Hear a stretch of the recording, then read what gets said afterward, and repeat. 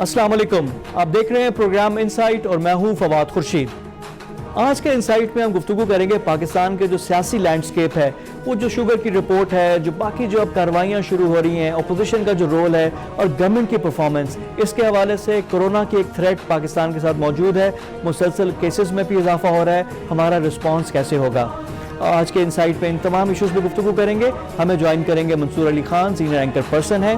साथ ही साथ हमें ज्वाइन करेंगे कोरोना के हवाले से डॉक्टर ताहिर शमसी, जो कि प्लाज्मा का इलाज है उसमें पायनियर है, पाकिस्तान में शुरू किया, वहाँ की क्या सूरत हाल और कुछ बात मगरबी सरहद की, अफगानिस्तान अमन प्रोसेस के लिए रुस्तम शाह मोहम्मद हमें ज्वाइन करेंगे। लेकिन प्रोग्राम की शुरुआत करेंगे Mansoor Ali Khan, senior anchor person, अपना प्रोग्राम भी करते हैं, दो टोक इनकी तज्जिए भी हैं, राय भी है और बड़ा मुनफरद इनका टेक होती है चीज़ों पर। मंसूर से पहले गुफ्तगू करेंगे। मंसूर, अस्सलाम वालेकुम and welcome to the show. Sir, thank you very much for inviting me. Mansoor, to start off, NAB की बड़ी बात हो रही थी ईद से पहले, जब रमज़ान था तो उसमें मुख्तलिफ सियासतदान आकर कह रहे थे कि दोनों तरफ एहतसाब होगा और नैब आकर ये कर देगी वो कर देगी। अब ईद हो गई है ख़त्म, अब कल नैब का इजलास भी हो गया जिस पर उन्होंने कहा कि कुछ केसेस का भी उन्होंने प्रीव्यू किया। तो जो आने वाली सियासत है वो नैब के इर्द गिर्द आपको नज़र आ रही है या कुछ मुख्तलिफ चीज़ होगी? देखिए, मेरे ख्याल में नैब के इर्द गिर्द जहां तक इस सियासत का ताल्लुक है, जब से ये गवर्नमेंट आई है, बल्कि शायद उससे पहले ही ये सिलसिला तो चल रहा है, ये नैब के इर्द गिर्द ही घूम रहा है। कौन से केसेस क्या रुख इख्तियार करते हैं उसके मुताबिक ही हमारी सियासत भी उसके मुताबिक ही शेप अप हो रही है। लेकिन हमेशा सबसे ज्यादा जो क्रिटिसिज्म किया गया है, जो एतराज आता है अपोजिशन जमातों की जानिब से, वो ये है कि जी हुकूमती बेंचेस के जो अफराद हैं उनके खिलाफ कोई एक्शन नहीं होता। दो चार लोगों के बारे में खबरें जरूर आई, गुलाम सरवर साहब के हवाले से आया कि जनाब उनके सिलसिले में भी तहकीकात हो रही हैं और खुसरो बख्तियार का भी नाम आया, लेकिन एज सच वो पाया तकमील तक नहीं पहुंच रहे, वो आगे नहीं सिलसिला उसमें चल रहा। तो जब तक मेरे ख्याल में वहां से किसी किस्म की कोई हिलजुल नहीं होगी, तब तक ये एतराज इसी तरह चलता रहेगा। ऑपोजिशन बार बार यही कहती रहेगी कि जनाब ये नैब का जो इदारा है इसको पॉलिटिकल इंजीनियरिंग के लिए इस्तेमाल किया जाता है। तो मेरे ख्याल में नैब को भी बड़ी अशद जरूरत है कि वो अपने ऊपर से ये जो ब्लैक लेबल लग रहा है इसको साफ करे, क्योंकि मुझे कभी भी एहतसाब करने से कोई प्रॉब्लम नहीं है, चाहे वो कितना ही बड़ा सियासतदान क्यों ना हो। लेकिन अगर एहतसाब सिर्फ और सिर्फ ऑपोजिशन जमातों की जानिब होता रहेगा और हुकूमती बेंचेस पे बैठे अफराद को हाथ नहीं लगाया जाएगा, तो फिर उसको एहतसाब नहीं कहेंगे, जिस तरह ऑपोजिशन कहती है कि फिर उसको इंतकाम का लफ्ज ही कहा जाएगा। अच्छा मंसूर, ये बात तो आप कर रहे हैं, नैब की भी सारे वो कर रहे हैं, लेकिन नैब तो एक इदारा है जिसने इन्वेस्टिगेट करना है। अगर करप्शन है, कोई चीज़ गलत हुई है, नैब ने तो करना है। अब जाहिर बात है जब इस तरह की बात कर रहे हैं दोनों तरफ, तो इसका मतलब है इस गवर्नमेंट में भी कुछ गलत हो रहा होगा जिसके वो नैब कर रही है, और पुराना जितने भी है वो गवर्नमेंट में ही थे ना, अपने हुकूमती ओहदों की वजह से किया। तो लेकिन जिस तरह हम कह रहे हैं कि हर तरफ ही गंद है, हर तरफ ही करप्शन है, कि आवे कावा ही बिगड़ा हुआ है, और फिर यह है कि एवरी जो आपकी क्लॉजेट है उस पर स्केलेटन्स हैं, यानी कोई भी आप अलमारी खोलें उस पर ढांचे नजर आ जाएंगे, हर कोई कहीं ना कहीं किसी ना किसी की खामी मौजूद है। तो नैब अगर कुछ कर रहा है तो इसमें तो अपना काम वो कर रहा है, स्केलेटन्स हैं, तो उसका मतलब है कि जो भी गलत करेगा ही हैज टू पे फॉर इट। मसला यही है जी, मेरे ख्याल में स्केलेटन इन्हीं स्केलेटन्स का मसला है। ये वही स्केलेटन्स हैं जो बैठ के अरबों की चीनी चोरी कर जाते हैं, ये वही स्केलेटन्स हैं जो मुल्क में आटा भी शॉर्ट कर देते हैं और उसके बाद आटे की कीमत भी बढ़ जाती है, ये वही स्केलेटन्स हैं जो तेल की कीमतों को भी कंट्रोल करने में कामयाब हो जाते हैं, बिजली की कीमतों को भी कंट्रोल करने में कामयाब हो जाते हैं, और वो इन्हीं स्केलेटन्स के पीछे पीछे अवाम का स्केलेटन निकल के बाहर आ जाता है और हम लोग कुछ भी नहीं कर पाते। सवाल ये है, ये जो अगर चले मैं एक छोटी सी एग्जांपल इसी शुगर रिपोर्ट की ही ले लूं, इसके अंदर तमाम जमातों के ऊपर उंगलियां उठती हैं, चाहे वो पाकिस्तान तहरीक इंसाफ हो, नून लीग हो या पीपल्स पार्टी हो। मेरा एतराज सिर्फ इसके ऊपर, इस बात के ऊपर यह है कि जनाब जब आपको पता है ये स्केलेटन्स वहां पे मौजूद हैं, तो फिर आखिर उसकी गिरफ्तारी क्यों नहीं होती? आखिर ये किस तरह पॉसिबल है कि यहां पे एक शख्स जो है वो 5,000 रुपए चोरी करता है, तो आप भी जानते हैं, मैं भी जानता हूं कि पुलिस जब हरकत में आती है तो अगले 48 घंटे के अंदर उसका पूरा खानदान उठा के ले जाती है कि जनाब हमें नहीं पता, हमें वो 5,000 रुपए निकलवाना ही निकलवाना है। लेकिन यहां पे अरबों की चोरी हो जाती है और उसके बाद शहजाद अकबर साहब आके प्रेस कॉन्फ्रेंस करते हैं कि जनाब अभी हम सोच रहे हैं कि इसके बारे में क्या करना है। FIA के हेड इस पूरी इंक्वायरी को हेड करते हैं, वो ये रिपोर्ट तरतीब देते हैं, उसके बाद भी अगर आप बैठ के अभी ये फैसला कर रहे हैं कि जी क्या होगा, तो फिर मुझे अफसोस होता है, कि वो एक आम पाकिस्तानी क्या सोचता होगा। वो यही कहता होगा कि जनाब चाहे पुराना पाकिस्तान हो या नया पाकिस्तान हो, एहतसाब मेरा ही होना है, पुलिस ने डंडे मुझे ही मारने हैं, मेरे घर की चार दीवारी का को फलांग के ही मेरे इधर ही कोई आएगा, ये जो अरबों रुपए की चोरी करने वाले हैं इनको किसने हाथ उठाना है, किसने इनको पकड़ना है, किसने इनको हथकड़ी लगानी है। देखिए मंसूर, अब इसमें जिस तरह हम कह रहे हैं कि रिपोर्ट को पब्लिक करना, ये भी बड़ा इकदाम था कि इससे पहले कई रिपोर्ट्स आ गई चले गए सिटिंग गवर्नमेंट में, जिसमें उनको खुद भी एहतमाल था कि नुकसान होगा, पॉलिटिकल कॉस्ट भी है। जहांगीर खान तरीन बड़े इंपॉर्टेंट लीडर थे पीटीआई के, और खासकर हुकूमत बनाने में जब उनके जहाज में लोग आते थे एमपीएस और तहरीक इंसाफ में जोक दर जोक शामिल हो रहे थे, तो वहां पे इंपॉर्टेंट रोल था। तो क्या ये कुछ बहादुरी नहीं थी कि इन्होंने कम से कम ओपन तो किया, कम से कम पब्लिक डोमेन में चीज आ गई है? मुझे इसके ऊपर इस थ्योरी के ऊपर एक छोटा सा एतराज है, और वो एतराज इस बात का है कि आप बिजनेस की बीट कवर करने वाले किसी भी रिपोर्टर को किसी भी इदारे से उठा लें, किसी चैनल से उठा लें, किसी अखबार से उठा लें, और उनसे कहें कि जनाब इस रिपोर्ट के अंदर ये देखें क्या कुछ लिखा हुआ है, आप यकीन करें कि वो उबासियां लेना शुरू हो जाएगा और आपकी बात या इस शुगर रिपोर्ट के ऊपर वो कहेगा भाई मुझसे क्या बातें बता रहे हैं, ये सारी बातें हमें पता है, हम पिछले 2 डेकेड से ये सारा कुछ देख रहे हैं, शुगर इंडस्ट्री के अंदर यही प्रैक्टिसेस चलती आ रही हैं, आप मुझे कौन सी कोई नई बात बता रहे हैं। मेरा सवाल ये है कि जब आपको जहांगीर तरीन साहब के हवाले से ये तो नहीं हुआ कि पाकिस्तान तहरीक इंसाफ की हुकूमत आई और जहांगीर तरीन साहब ने जनाब शुगर की इंडस्ट्री लगा ली और 2 साल के अंदर आप हैरान हो गए कि जहांगीर तरीन साहब आप ये करते रहे हैं। जहांगीर तरीन साहब की इन प्रैक्टिसेस के हवाले से पूरी इंडस्ट्री को पता था। आप बिजनेस की बीट करने वाले किसी रिपोर्टर से पूछ लें, उनको भी पता था। आप जहांगीर तरीन जिस केस के अंदर नाअहल हुए थे उसको, उस फैसले को उठा के देख लें तो उसके अंदर स्ट्रेट फॉरवर्ड फिंगर्स जो है वो पॉइंट हो रही है कि जहांगीर तरीन साहब जो है वो जिस किस्म की प्रैक्टिसेस करते हैं वो बिजनेस के अंदर उसको लीगल नहीं कहा जा सकता, वो इलीगल प्रैक्टिसेस हैं। लेकिन इसके बावजूद इमरान खान से अपनी आंखें अपनी दूसरी तरफ कर ली। उस वक्त भी कहा गया कि जनाब जब वो सियासत में कोई किरदार अदा नहीं कर सकते, हुकूमती ओहदा नहीं ले सकते, तो फिर इनसे जान छुड़वाएं। लेकिन आपने तब भी इनसे जान नहीं छुड़वाई। और माइंड यू, ये फैसला इन इलेक्शन से पहले का था, वजीर आजम के वजीर आजम बनने से पहले का था। तो यानी आपने इतनी देर फिर भी सुप्रीम कोर्ट के उस डिसीजन के बावजूद भी जहांगीर तरीन को अपने साथ रखा।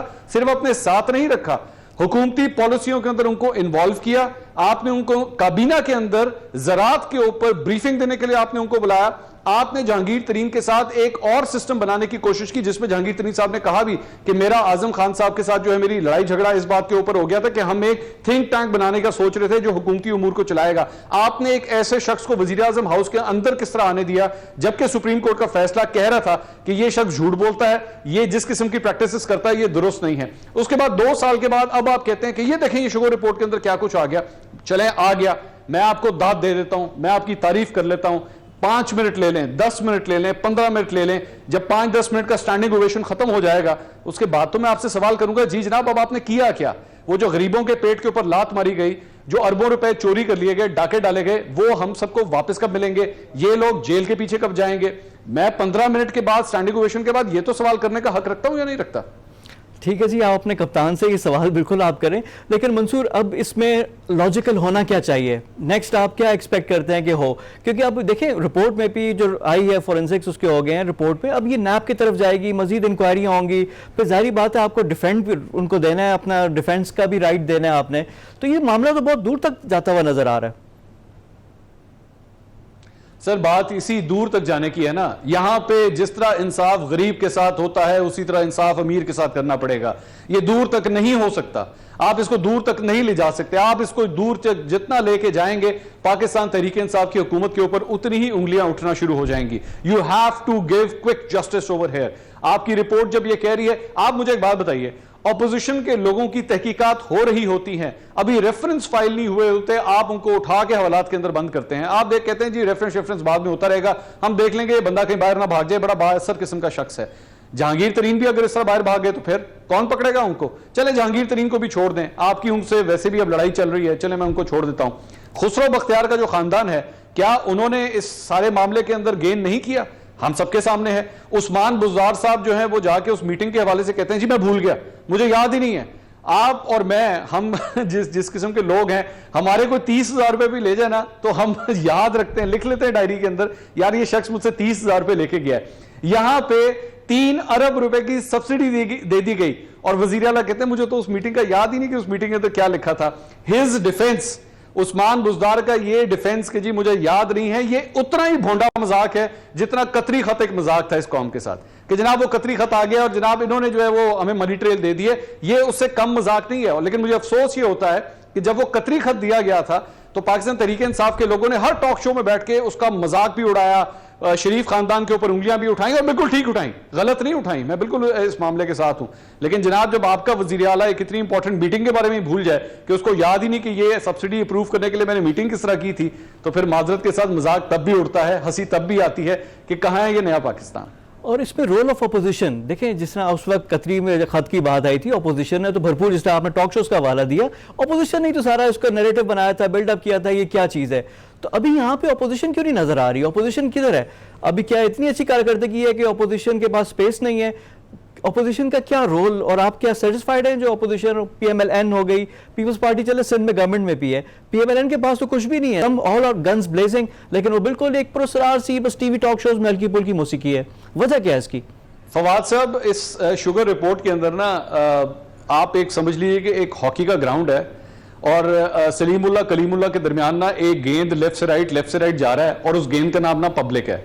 यहां पे नून लीग के ऊपर जब आप सवाल उठाएंगे कि जनाब सलमान शहबाज साहब की मिल्स थी, उन्होंने भी फायदे उठाए हैं, आपकी पिछली हुकूमत ने 22 अरब रुपए की सब्सिडी दी है, तो वो पब्लिक को ना गेंद की तरह शॉट मार के पाकिस्तान तहरीक इंसाफ की जानिब मोड़ देंगे और वो कहेंगे जनाब हमारे यहाँ तो जनाब उस वक्त शॉर्टेज थी नहीं, इनके यहाँ तो शॉर्टेज थी, इसके बावजूद उन्होंने सब्सिडी दे दी, तो जनाब नून लीग से चली गई गेंद पीटीआई की तरफ। अब आप पीटीआई से जाके सवाल करें कि जनाब सब्सिडी दी उस्मान बुजदार साहब ने, उस्मान बुजदार साहब की तरफ उंगली आती है तो वो कहते हैं जनाब असद उमर साहब फेडरल में बैठे हुए हैं, वहां से अप्रूवल आई थी, ईसीसी ने अप्रूव किया था, काबीना ने वहां से इजाजत दी थी, उसको हेड करते हैं प्राइम मिनिस्टर, वहां से एकदम फिर आपको उस पब्लिक को जो है वो शॉट मारी जाएगी और शॉट मार के सिंध की तरफ पीपल्स पार्टी की तरफ भेज दिया जाएगा कि जनाब ये जो ओमनी ग्रुप है ना, सबसे ज्यादा सब्सिडी इसने ली है। तो अवाम को बेवकूफ बनाया हुआ है, अवाम इसी तरह घूमती जा रही है एक गोल पोस्ट से दूसरी गोल पोस्ट की तरफ, और इस मैच का लगता यही है रिजल्ट कोई नहीं आना, मैच हो जाना है ड्रॉ, और हम लोग सिर्फ तालियां बजाते रहेंगे कि जनाब ये देखें कि कम से कम पाकिस्तान की तारीख में पहली दफा रिपोर्ट तो पब्लिक हुई है, बस इसके ऊपर आप इत्तफा करें, इस पे आप खुश रहें, वो अरबों वापस आने या नहीं आने इसको फिलहाल भूल जाएं। लेकिन एक रिपोर्ट भी तो हम खेल रहे हैं ना, जिस तरह चीनी की रिपोर्ट तो आगे एक आटे का भी एक था, उसके भी बारे में भी बात थी, उस पर तो अभी कुछ होता हुआ नजर नहीं आ रहा। फिर आईपीपीएस की रिपोर्ट थी, वो अभी जो एयर क्रैश है उसकी भी रिपोर्ट, कम से कम पब्लिक की नॉलेज में तो बहुत इजाफा कर रहे हैं तमाम रिपोर्ट्स के साथ। होगा क्या ऑन ग्राउंड, चीजें क्या तब्दील होंगी? देखिए ऑन ग्राउंड इसके जितने सवेर सियासी इसके नताइज हैं, मुझे मुश्किल लगता है कि इस हद तक कोई बात जाएगी, क्योंकि अगर ये जाते हैं तो फिर पंजाब की हुकूमत के अंदर एक बहुत बड़ा सियासी धमाका हो सकता है, क्योंकि आप एक बात ज़हन में रखिएगा कि जहांगीर तरीन साहब का एक बहुत स्ट्रॉन्ग ग्रुप मौजूद है और इस वक्त वो मतलब विस्परिंग कर रहे हैं कॉर्नर्स में खड़े होके, ये गुफ्तगू चल रही है। मैं खुद एक ऐसे बड़े स्ट्रॉन्ग ग्रुप को जानता हूं जहांगीर तरीन साहब के साथ जिसका ताल्लुक है, और वो इशारे के ऊपर खड़ा हुआ है कि जनाब आप हुक्म करें कि अब हमने आगे क्या करना है। क्या जहांगीर तरीन साहब उस हद तक जाते हैं या नहीं जाते, ये वक्त बताएगा। मैं उसके हवाले से कोई स्पेकुलेशन नहीं करना चाहता, लेकिन इसके पॉलिटिकल फॉल आउट्स बहुत सवेर होंगे। उस्मान बुजदार साहब की कुर्सी जो है इस वक्त मेरा ख्याल में वो सबसे वीक स्पॉट के ऊपर खड़ी हुई है, क्योंकि he doesn't have a lobby, उनके अपना कोई सच कोई ग्रुप नहीं है, वो ग्रुपों के बीच में फंसे हुए हैं, और तमाम तर इस रिपोर्ट की उंगलियां जो हैं फिलहाल वो उस्मान बुजदार साहब की जानिब जा रही हैं। जहां तक नून लीग का ताल्लुक है, मेरी इतला के मुताबिक नून लीग के तकरीबन 30 से 35 लोग, ये पाकिस्तान तहरीक इंसाफ के एक एमपीए ने क्लेम किया मेरे साथ बैठ के, मुझे उन्होंने खुद ये कहा है कि मुस्लिम लीग नून के 30 से 35 एमपीएज हमारे साथ राब्ते में हैं, बल्कि उन्होंने तो कहा जी अगर आप कहते हैं तो मैं आपको लिस्ट भी दिखा सकता हूं कौन कौन है, लेकिन जाहिर बात है वो नाम मैं नहीं आगे बता सकता, तो वो भी मेरे पास लिस्ट भी मौजूद है, उनके पास, उन एमपीए के पास मौजूद है। और उन्होंने कहा जी they are ready for us, और अगर हमें जरूरत पड़ी कि हमारे किसी ग्रुप ने बगावत करने की कोशिश की तो हमने ऑपोजिशन के ग्रुप की जाने पूरी तरह निगाह रखी हुई है, हमें सपोर्ट वहां से भी मिल सकती है। वही जोड़ तोड़ की सियासत, ये तो बिल्कुल 90s वाला एक तरह से ना आप कह लेंगे दोबारा से चीजें आ रही हैं, वो जो पहले छांगा मांगा हम कहते थे, हॉर्स ट्रेडिंग इधर के उधर, तो मंसूर, लेकिन ये तो बेहतरी तो नहीं आएगी ना, आवाम का इस पर तो कुछ नहीं होगा ना। और जहांगीर खान तरीन की अगर आपने इस तरह बात की हाइपोथेटिकली, अगर वो अलहदा हो भी जाते हैं, उनको गेन तो कुछ नहीं होगा ना। अभी तो फिर जो उनके हमायती है गवर्नमेंट में तो बैठे हुए हैं, हुकूमती बेंचेस में बैठे हुए हैं, और जाहिर बात है जो भी इलेक्शन लड़ता है वो अपोजिशन में बैठने के लिए नहीं लड़ता। जो PMLN वाले भी लोग हैं हमेशा हुकूमत के लिए आते हैं ना। उनकी लीडरशिप के बारे में भी ये इल्ज़ाम होता है कि जी आप वो लंदन में होते हैं या वज़ीर आज़म हाउस में होते हैं, इसके अलावा अपोजिशन नहीं करनी है उन्होंने। तो ये तो फिर तमाम जगह ना आवे कावा ही इसमें ये आप कहने बिगड़ा हुआ है। बिल्कुल, आप एब्सोल्युटली यू आर राइट। ये बात सिर्फ पाकिस्तान तहरीक इंसाफ के अंदर नहीं है, ये इस किस्म की ये गंदी सियासत जो है ये तमाम सियासी जमातों के अंदर पाई जाती है। कौन कब कौन सी छत छोड़ के उड़ के दूसरी छत के ऊपर जाके बैठ जाएगा, हम सिर्फ शक्ल देखते रह जाएंगे और हमें पता भी नहीं लगेगा कि यार हुआ क्यों, आखिर क्या हो गया।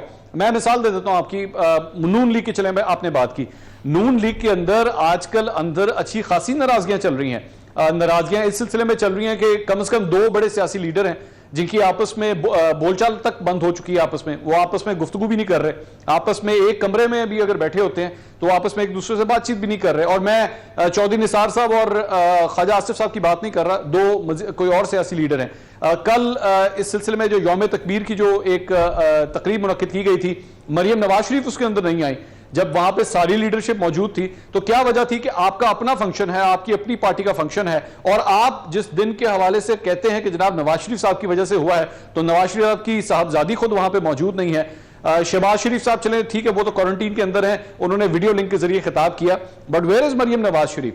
तो पार्टी के अपने अंदर बड़ी सवेर किस्म की स्प्लिट्स हैं, और मेरी इतला के मुताबिक मरियम नवाज साहबा जो हैं वो शाहिद खान अब्बासी साहब के घर गई थी, एहसन इकबाल साहब के घर गई थी, उसमें काफी हद तक डैमेज कंट्रोल की एक वजह भी थी, क्योंकि पार्टी के अंदर बहुत सवेर किस्म की स्प्लिट्स मौजूद हैं। एक बहुत बड़ा ग्रुप है जो शहबाज शरीफ साहब को फॉलो नहीं करना चाहता, वो शहबाज शरीफ साहब की जो तरीकाकार है उस पॉलिटिक्स को नहीं मानता, और जो मरियम नवाज शरीफ का एक ग्रुप है वो शहबाज शरीफ साहब के ग्रुप को नहीं मानता। तो पार्टी के अंदर ये ग्रुपिंग तो मौजूद है। अब इसका फायदा कोई आउटसाइडर उठा ले या ना उठाए, इसका फैसला वक्त करेगा। मंसूर, आपकी बड़ी अच्छी आपकी रीडिंग भी होती है, PMLN को आप बड़ा अच्छा कवर भी करते हैं, आपके जाहिर बात एक्सेस भी है, रीच भी है। वहाँ पे बुनियादी वजह है क्या? शहबाज शरीफ को क्यों नहीं लोग पसंद करते? शहबाज शरीफ CM भी रह चुके हैं, अपने भाई के सामने भी वो बिल्कुल मुअद्दब थे, उनके खिलाफ बगावत के मौके मिले, नहीं की उन्होंने। तो मुस्लिम लीग नवाज जो है वो अंदर से शहबाज शरीफ को क्यों नहीं पसंद करती, वजह क्या उसकी? देखिए, मेरे ख्याल में मैं इसकी एग्जांपल आपको बड़े एक आसान अल्फाज में दे देता हूं। एक मेडिकल की आप एग्जांपल ले लें। अगर एक इंसान है, उसका ब्लड ग्रुप A है, अब नून लीग जब बनी 1985 से उसका ब्लड ग्रुप A था, उसके बाद 90s की सियासत हुई, उसका ब्लड ग्रुप A था। 99 के अंदर कू होता है, नवाज शरीफ साहब अपने खानदान के साथ बाहर चले जाते हैं, और उसके बाद जब वापस आते हैं 2008 के आसपास, तो जिस किस्म की वो सियासत करते हैं उनका ब्लड ग्रुप A होता है। 2013 के अंदर जब वो हुकूमत में आते हैं तो वो ब्लड ग्रुप A से ब्लड ग्रुप A भी पॉजिटिव की तरफ जाना शुरू हो जाता है, और उसके बाद चलते चलते चलते चलते 2014 गुजरता है, 2014 का धरना गुजरता है, वो A भी पॉजिटिव जो है वो B पॉजिटिव की तरफ जाना शुरू हो जाता है, और उसके बाद पैनामा आता है, तो वो जो रही सही कसर A पॉजिटिव की थी वो भी बिल्कुल खत्म हो जाती है, और उसके बाद नवाज शरीफ साहब को जब हटाया जाता है तो पार्टी पूरी तरह जो है वो B पॉजिटिव की तरफ जा चुकी होती है, A पॉजिटिव बिल्कुल बीच में से निकल चुका होता है। उसके बाद 2018 का इलेक्शन होता है, और नवाज शरीफ साहब, मरियम नवाज साहबा को जेल होती है, शहबाज शरीफ साहब एक्टिव होते हैं।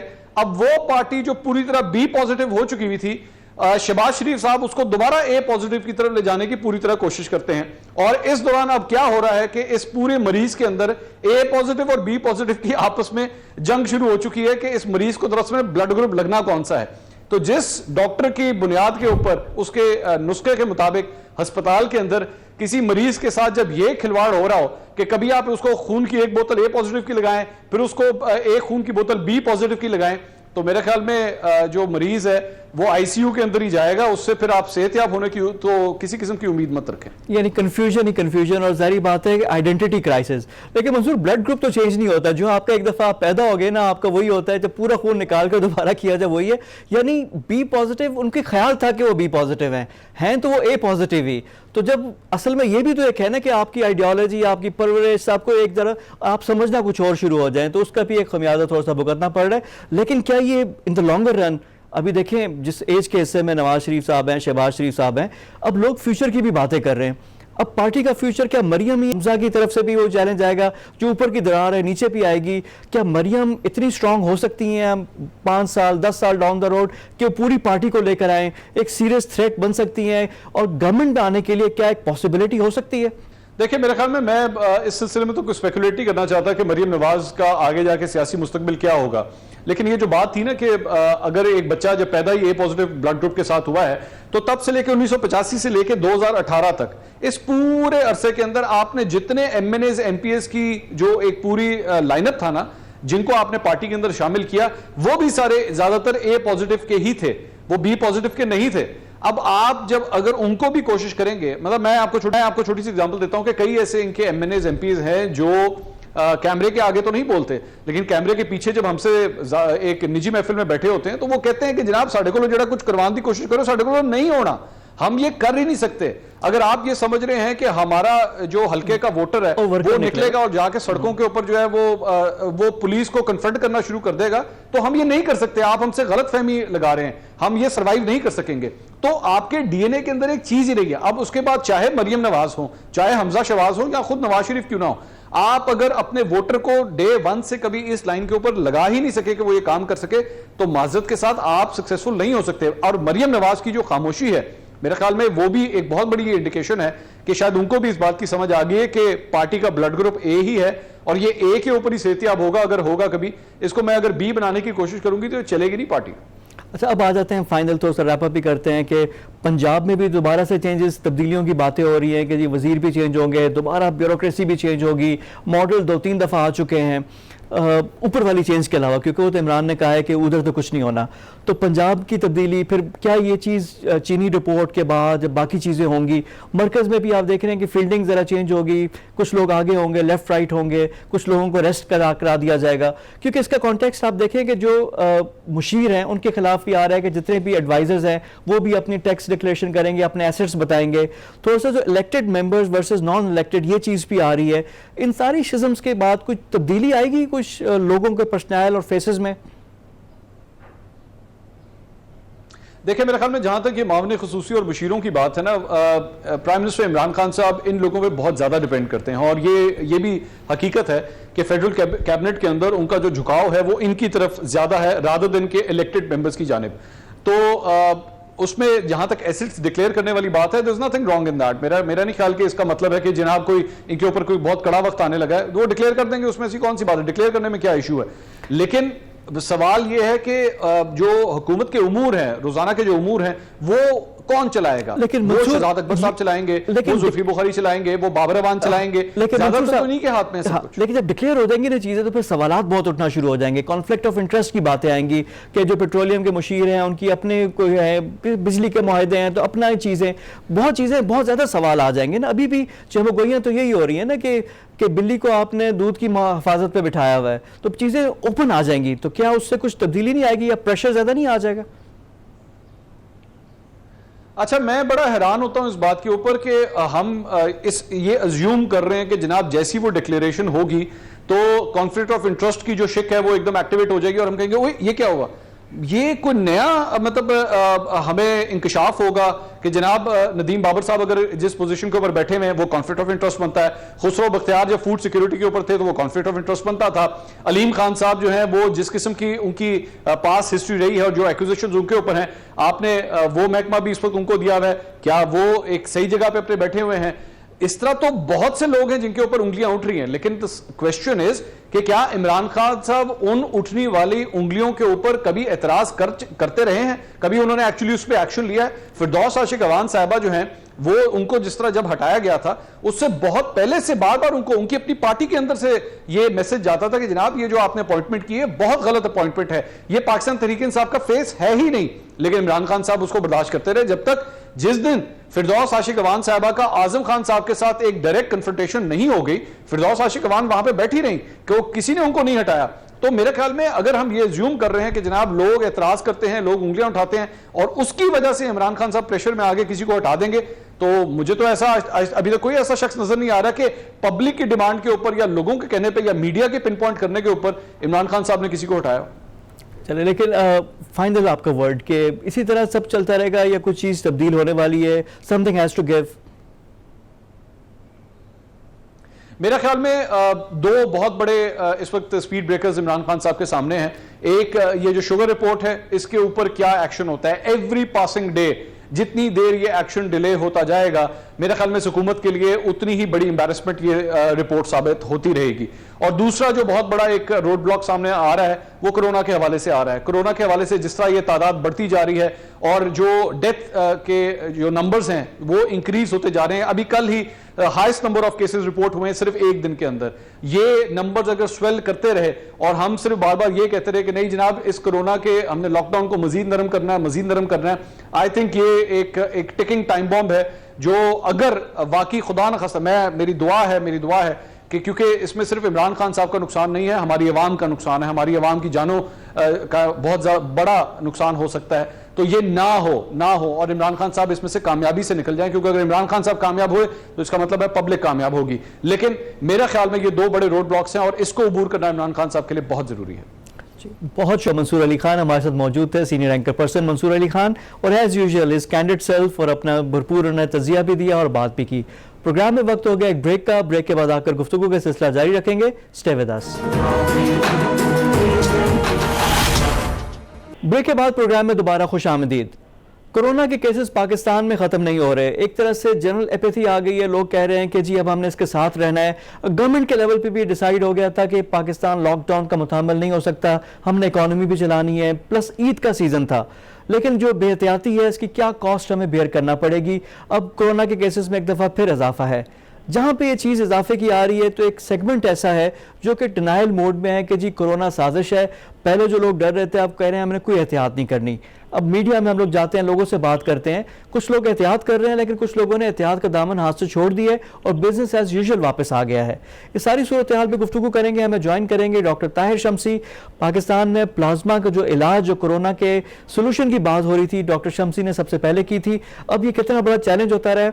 डॉक्टर शमसी लॉकडाउन के हामी थे, उन्होंने बड़े मेरे प्रोग्राम में भी और बाकी भी टीवी पे मीडिया पे आकर बारहा कहा था कि हमें एहतियात करनी है।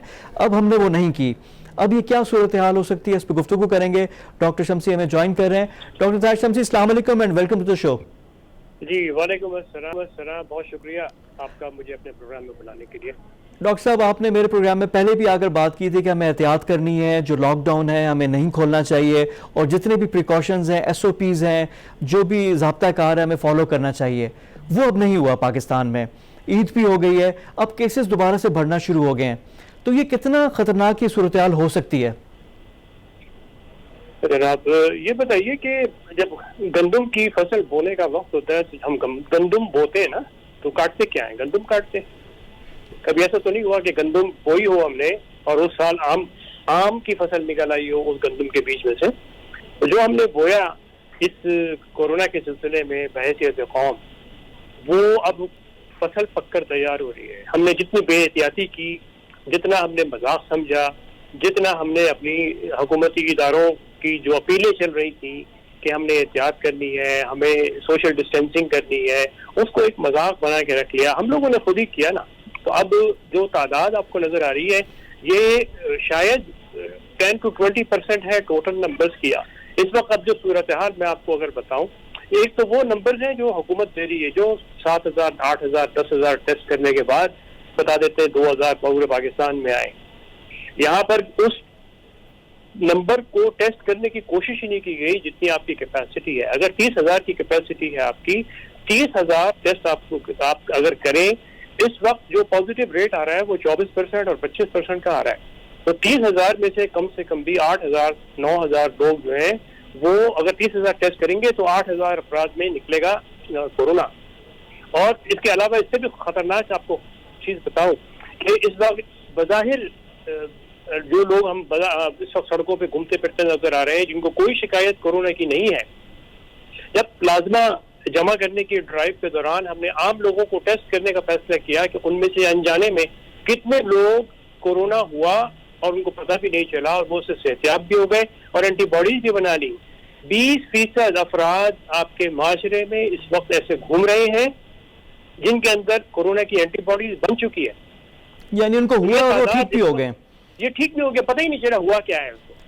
लेकिन तो डॉक्टर साहब ये देखें, अब इस ऐसे पे अपराध जो है, अब ये तो हम लाखों की बात कर रहे हैं इस वक्त, और लाखों यानी अपराध मुताबिर आप हो जो चुके बात कर रहे हैं कि अगर 4 बंदों का टेस्ट करें तो हर पाकिस्तान में हर चौथे बंदे को, यानी हैं। 4 में से 1 बंदे को कोरोना मैं होगा। बिल्कुल लेकिन सर पूरी जिम्मेदारी के साथ उनको हो चुका हो चुका, लेकिन और सर अल्लाह के हुक्म से वो ठीक रहे। लेकिन लेकिन सर- कह रहा हूँ कि सबके सब बीमार हो गए, लेकिन ठीक रहे। लेकिन सर ये हुआ क्या है कि फिर डेथ्स हमारे पास क्यों अभी तक 1000 से यानी 1300 पे हम लोग हैं? हमारे यहाँ अमेरिका वाली 1 लाख डेथ्स क्यों नहीं हो रही? जो आपका क्या यूके है, यूरोप है, इसकी वजह क्या है? शुक्र, अल्लाह पाक का शुक्र अदा करना चाहिए कि इतनी उसकी नाफरमानियों के बावजूद अल्लाह ताला ने हमें न जाने किस तरीके से हमारी हिफाजत के क्या सबब पैदा कर दिए कि हमारे यहाँ वो डेथ का रेशो नहीं देखा जा रहा, जिसकी वजह से हम सब इसको मजाक समझ रहे हैं। आप उनको जरा देखिए तो सही, अस्पताल के आईसीयू में आके देखिए तो सही कि कोरोना वाले मरीज जब आईसीयू में होते हैं तो वो ना जिंदों में होते हैं ना मुर्दों में होते हैं, सांस ही नहीं आ रही होती उनकी, और उनको सीधा नहीं लिटा सकते आप, उनको उल्टा पेट के बल लिटाया जाता है, कपड़े उतरे हुए होते हैं, पेट के बल लेटे हुए होते हैं। अल्लाह ताला हम सबको महफूज रखे, हमारी कौम को महफूज रखे, हमारे खानदान वालों को महफूज रखे, हमें महफूज रखे। लेकिन हमने अपने साथ बहुत बड़ा जुल्म किया है बहैसियत कौम। पिछले 2-2.5 महीने हमें मिले थे तैयारी करने के, इस वबा से बचने के, वो हमने जाया कर दिए। और अब तो वो कैफियत है, आप इसको लॉकडाउन अब कर दें, कर्फ्यू लगा दें। अब जिस कदर फैल चुका है माशरे में, उससे अब उसने अपने असर दिखाना है, और हम अब से इसकी फिक्र करनी चाहिए कि जो लोग अब अस्पतालों में जाएंगे उनके लिए बिस्तर कहाँ से आएंगे, उनके लिए आईसीयू के बेड कहाँ से आएंगे, और उनके लिए कोई दवा तो है नहीं, फिर क्या करें? अच्छा डॉक्टर साहब, इसमें फिर प्लाज्मा लगेगा जी, आपका रोल बड़ा इंपॉर्टेंट ये क्योंकि आपने एक सोल्यूशन जी, तो प्लाज्मा वाली जो थी, क्योंकि आप उसमें पायनियर थे, तो प्लाज्मा वाला क्या इलाज कितना मौसर है? और दूसरा एक स्वीडन मॉडल भी था कि जो स्वीडन में भी था, उन्होंने लॉकडाउन नहीं किया, उन्होंने कहा हर्ड इम्यूनिटी आ जाएगी, जब इतना लोग पॉपुलेशन में आएगा तो ऑटोमेटिकली डिफेंस मैकेनिज्म बिल्ड हो जाएगा। तो क्या वो पाकिस्तान के केस में भी वो हर्ड इम्यूनिटी जो स्वीडन मॉडल है वो कार फरमा है? और दूसरा जो आपका तरीका इलाज जो प्लाज्मा वाला है, वो इतने बड़े स्केल पे हम कैसे कर सकते हैं, होगा क्या सोल्यूशन की? अब थोड़ी सी बात जी बेहतर। देखिए, स्वीडन वाला मॉडल जो है वो तो स्वीडन में फेल हो गया, उन्होंने खत्म कर दिया उसको, और जो उनके यहाँ की आबाद जो है उनकी आबादी के तनासब के हिसाब से बहुत ज्यादा है। तो अब रह गया एक ही हल, प्लाज्मा वाहिद हल है अब तक जो सामने उभर कर सामने आ रहा है, जो सबसे ज्यादा पूरी दुनिया में जहाँ जहाँ पे इस्तेमाल हो रहा है वहाँ पे सबसे ज्यादा मौसर साबित हो रहा है। उन लोगों में भी मौसर नजर आ रहा है बज़ाहिर जो वेंटिलेटर पे जा चुके हैं। सबसे ज्यादा जो मौसर साबित हो रहा है उन लोगों में जो कि वेंटिलेटर पे नहीं गए, वेंटिलेटर पे जाने से पहले, यानी जिस वक्त मर्ज की शिद्दत में इजाफा होना शुरू हो उस वक्त प्लाज्मा को लगाया जाए तो वेंटिलेटर पे जाने से बच जाते हैं, उनकी रिकवरी जल्दी हो जाती है और जल्दी घर चले जाते हैं इनिशियल फेज में, यानी जल्दी कर दें। जी बिल्कुल, जिस वक्त मॉडरेट डिग्री की सिम्टम्स आ जाए उसी वक्त प्लाज्मा लगा देना चाहिए। अब सबसे बड़ी रुकावट क्या है? 2 रुकावटें हैं। क्लिनिकल ट्रायल जो इसकी इजाजत दी गई थी मेरे आइडिया के बाद, तो क्लिनिकल ट्रायल तो चल रहा है, ये खत्म हो जाएगा महीना 1.5 महीने में, नंबर ऑफ उस क्लिनिकल ट्रायल के नंबर्स पूरे हो जाएंगे इंशाअल्लाह ताला। अब इसके फायदे को पूरे पाकिस्तान में कैसे फैलाया जाए, इसमें सबसे बड़ी रुकावट हमारी जो इनर्शिया है, यानी फैसला करने से जो हमारी कुव्वत फैसला नहीं है हमारी कौम के पास। हमारे जो कार फरमा लोग हैं बड़ी कुर्सियों पर बैठे हुए, वो कुव्वत फैसला से महरूम बज़ाहिर नजर आ रहे हैं या कंफ्यूजन का शिकार नजर आ रहे हैं। उनको एक फैसला करना है कि प्लाज्मा को उसी तरीके से, जैसे अगर हम अमेरिका को फॉलो करते हैं, बरतानिया को फॉलो करते हैं, तो इसमें भी फॉलो कर लें कि जिस तरीके से उन्होंने अक्रॉस द कंट्री पूरी मुल्क के तमाम अस्पतालों में प्लाज्मा के इस्तेमाल की इजाजत दे दी। खुलेआम आपने इस्तेमाल कर लें, जो डॉक्टर चाहे कि इस्तेमाल करे, करना चाहे वो कर ले। डॉक्टर साहब, इसका कोई नेगेटिव तो साइड इफेक्ट्स तो नहीं है? नेगेटिव अभी तक पूरी दुनिया में कोई सामने नहीं तो आया। फिर इसमें क्या, यानी ब्यूरोक्रेसी को चाहिए फैसला करें और तगड़े हो जाएं। और गवर्नमेंट के लिए फाइनली क्या सजेशंस क्या है, गवर्नमेंट को क्या करना चाहिए? नहीं, ये तो गवर्नमेंट ही है ना जी, उसको ये फैसला करना है कि अक्रॉस द कंट्री उसको ओन कर दे कि भाई ये ब्यूरोक्रेसी या सियासी की आदत? देखिए, दोनों जो भी फैसला करने वाले लोग हैं या इम्प्लीमेंट करने वाले लोग हैं उनको फैसले करने हैं, मैं नहीं कर सकता फैसला वो। दूसरी अहम बात यह है कि अब मेरे अकेले के पास, मेरे इदारे के पास अकेला मैं शायद पूरे मुल्क की जरूरियात शायद मैं 1 महीने तक पूरा कर सकूं। प्लाज्मा की जो मेरे पास वसाइल अल्लाह ताला ने इकट्ठे करवा दिए हैं मेरे दोस्त अहबाब के तवस्सुल से, स्पॉन्सर्स के जरिए, वो 1 महीने तक मैं दे सकूंगा। उसके बाद क्या करूंगा? उसके बाद मेरे पास भी कुछ नहीं होता। तो अब जितने हेल्थ डिपार्टमेंट है, NDMA है, उनको अपने अपने सूबों के लिए ये प्लाज्मा जमा करने का साजो सामान अब खरीदना पड़ेगा, बहुत जल्द खरीदना पड़ेगा, फास्ट ट्रैक में खरीदना पड़ेगा। इसका बंदोबस्त, इसकी ट्रेनिंग सब अब भाग दौड़ में करानी पड़ेगी। जो मैं पिछले 2.5 महीने से चीख रहा हूँ, चिल्ला रहा हूँ कि भाई अल्लाह के वास्ते अभी तैयारी कर लो, बहुत बुरा वक्त, ऐसा ना हो कि बहुत बुरा वक्त आ जाए और उस वक्त हम कुछ भी ना करने के काबिल हो। तो ये एक काम करना पड़ेगा। NDMA, national command and control, इनके ये फैसले करने हैं कि अब हमें प्लाज्मा को निकालने के जो साजो सामान है उसका इमीडिएटली उसको मुहैया करना है, इसलिए कि हम पूरे मुल्क में फैलाने के लिए जा रहे हैं प्लाज्मा की दस्तयाबी को। तीसरी बात, लोगों को अब बहुत ही संजीदगी के साथ कोरोना से जो रिकवर हुए हुए लोग हैं उनको वापस आना पड़ेगा, अपने पाकिस्तानी बहन भाइयों की जानें बचाने के लिए अपना प्लाज्मा डोनेट करना पड़ेगा।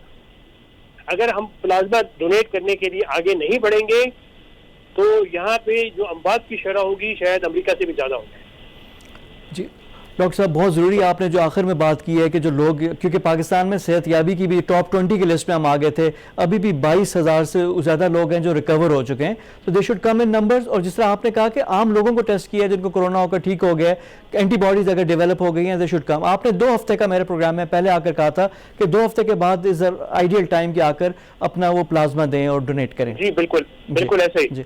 जो लोग रिकवर हो चुके हैं उनके पास रिपोर्टें आ गई हैं कि हाँ वो ठीक हो गए, उसके ठीक 2 हफ्ते के बाद वो प्लाज्मा देने के काबिल होंगे, वो आगे आए। और 1 से ज्यादा मरतबा भी प्लाज्मा दिया जाता है।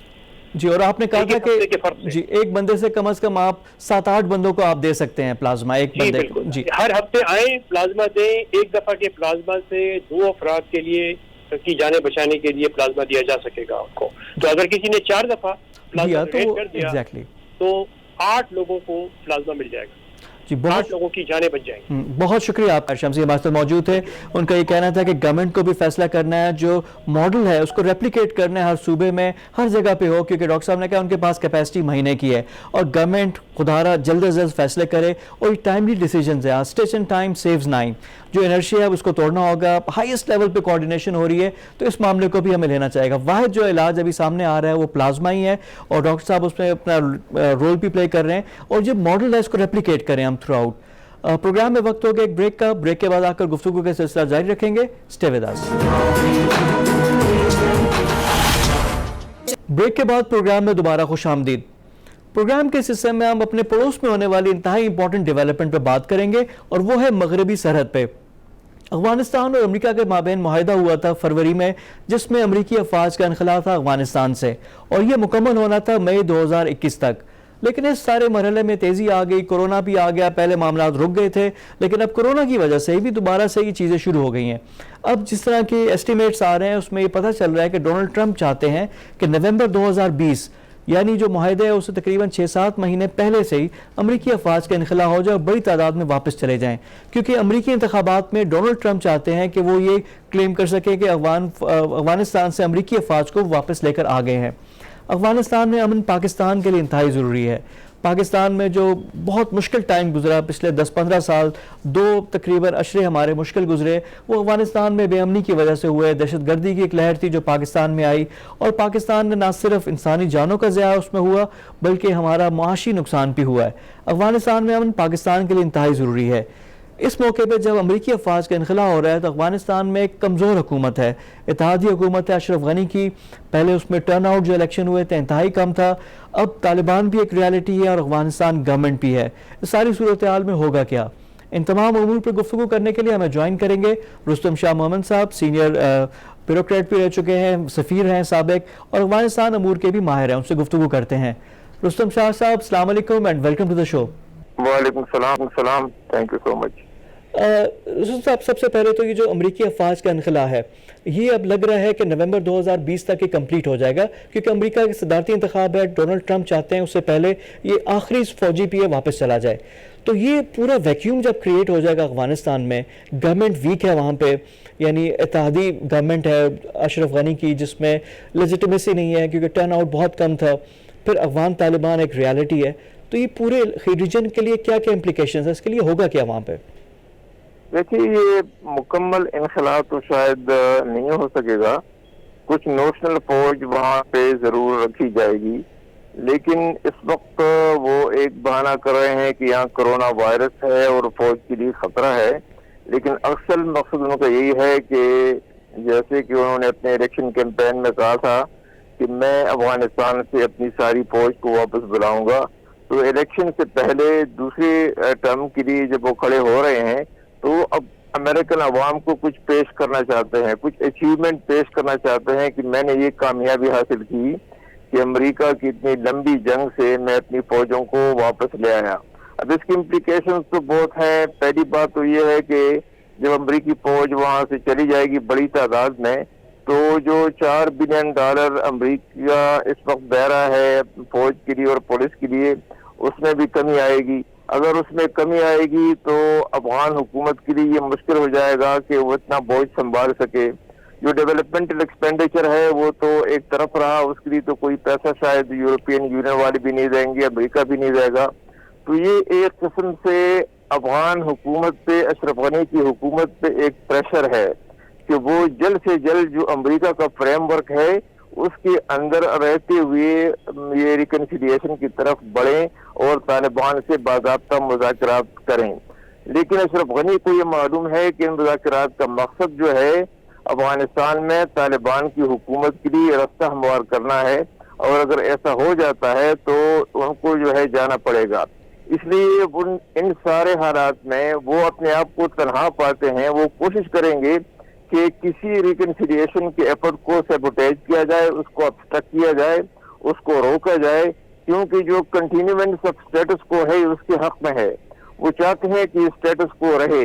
वो ये चाहेंगे कि यूरोपियन यूनियन के करीब हो जाए, बाकी जो ममालिक हैं उनसे कुछ इमदाद हासिल करें, कुछ इमदाद ऑस्ट्रेलिया, जापान वगैरह से, चाइना से हासिल करें ताकि उनकी हुकूमत चलती रहे। लेकिन ये बहुत ही मुश्किल है, क्योंकि जब लोगों को पता लग जाता है कि अमरीकी फौज अब निकलने वाली है तो लोग अपनी वफादारियां भी बदलेंगे, मुश्किलात भी पैदा होंगी, तालिबान के हौसले बढ़ेंगे।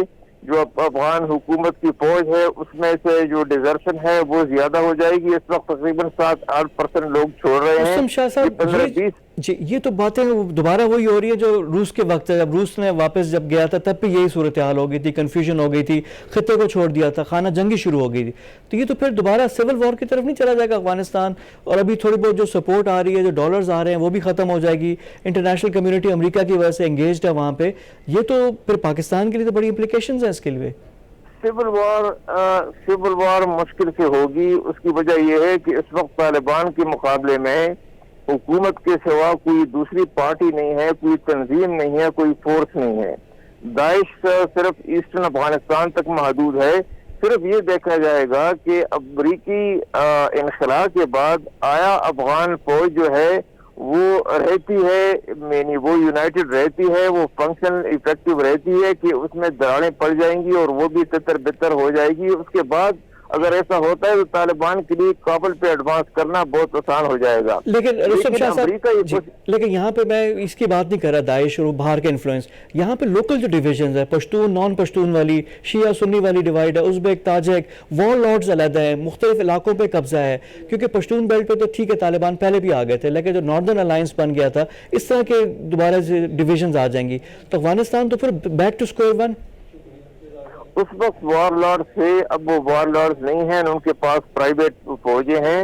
मसलन दोस्तन है उसका बेटा तो पहले से तालिबान के साथ बातचीत में शरीक हो रहा है। जैसे अब्दुल्ला है, अब्दुल्ला भी कोशिश कर रहा है कि अब अशरफ गनी की हुकूमत को एक तरफ रख के वो तालिबान से मामला जो है वो निभाना चाहता है। इस्माइल खान है, वो भी इस हक में है कि तालिबान एक हुकूमत बन जाए, वो मल्टी एथनिक हो, ब्रॉड बेस हो, उसमें और भी फैक्शंस हो, उसमें ताजिक भी हो, उज़्बेक भी हो, तुर्कमान भी हो, हजारा भी हो, और उसमें डोमिनेंट रोल तालिबान का हो। तो ये अब तालिबान भी ये कोशिश कर रहे हैं, वो अलहदा इस्माइल खान से भी बात कर रहे हैं, दोस्तन के बेटे बातूर दोस्तन से भी बात कर रहे हैं, अब्दुल्ला से भी बात कर रहे हैं। लेकिन उससे सवाल ये है कि इस्लामिक गवर्नमेंट होगी या डेमोक्रेटिकली इलेक्टेड जमहूरिया होगी, इस पे भी तो बहस है ना कि होगा क्या, किस तरह की ब्रॉड बेस्ड गवर्नमेंट होगी, पॉलिसीज क्या होंगी। जिरगा का जो वो है ना इंस्टीट्यूशन है उसको काम में लाया जाएगा।